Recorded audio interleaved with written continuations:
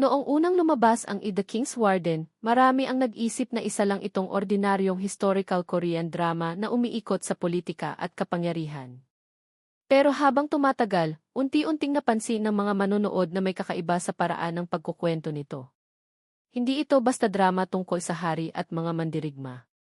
Isa itong kwento tungkol sa takot, katapatan, at kung paano nababago ng kapangyarihan ang isang tao.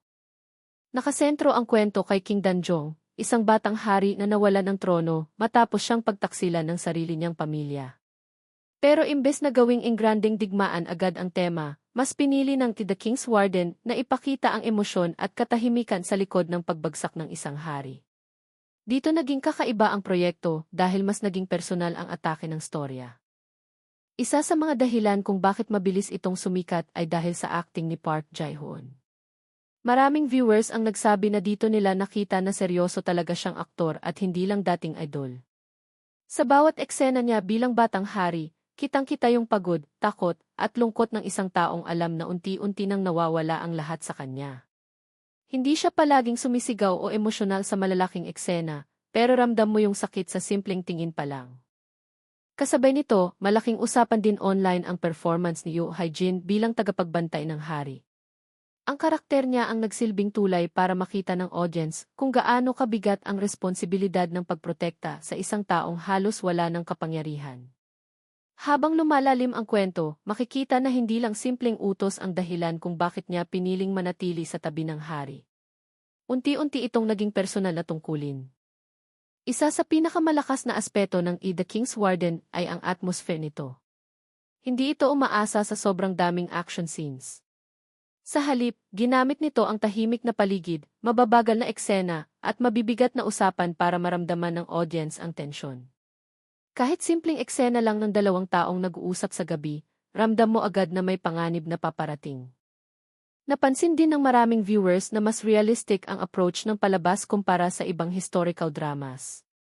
Walang sobrang glamorized na buhay sa palasyo.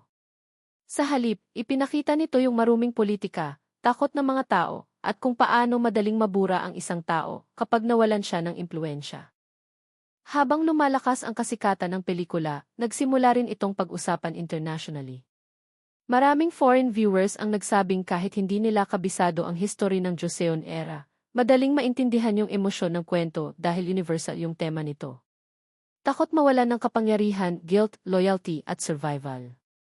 Isa rin sa pinakamalaking dahilan kung bakit naging viral ang The King's Warden ay dahil sa emotional scenes nito. Maraming clips online ang umikot dahil sa mabibigat na dialogue at silent acting ng cast. Yung tipong walang dramatic music pero mabigat pa rin sa pakiramdam ang eksena. Sa production side naman, marami ring pumuri sa cinematography ng pelikula.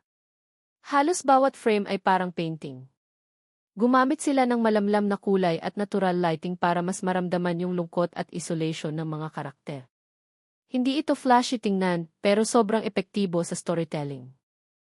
Habang tumatagal ang pagpapalabas nito, mas lalo pang lumaki ang impact ng pelikula sa Korea. Maging mga younger viewers na hindi mahilig sa historical genre ay nahatak dahil sa word of mouth.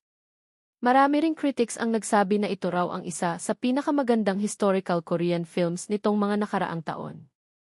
Sa latest update tungkol sa The King's Warden, patuloy pa rin itong gumagawa ng history sa Korean box office. Umabot na ito sa mahigit 14 million viewers at isa na ito ngayon sa pinakamalalaking Korean films of all time. Dahil dito, mas lalong umingay ang pangalan ni Park Jae-hoon bilang seryosong aktor sa industriya. Kamakailan lang din ay nanalo siya ng Best New Actor Award dahil sa performance niya sa pelikula. Hanggang ngayon, marami pa ring viewers ang nag-uusap tungkol sa ending at emotional impact ng storya. May ilan pang nagsasabing ito raw yung klase ng pelikula na hindi mo agad makakalimutan kahit matapos mo nang panoorin dahil hindi lang siya tungkol sa hari. Isa itong kwento tungkol sa mga taong naiwan sa gitna ng pagbagsak ng isang kaharian.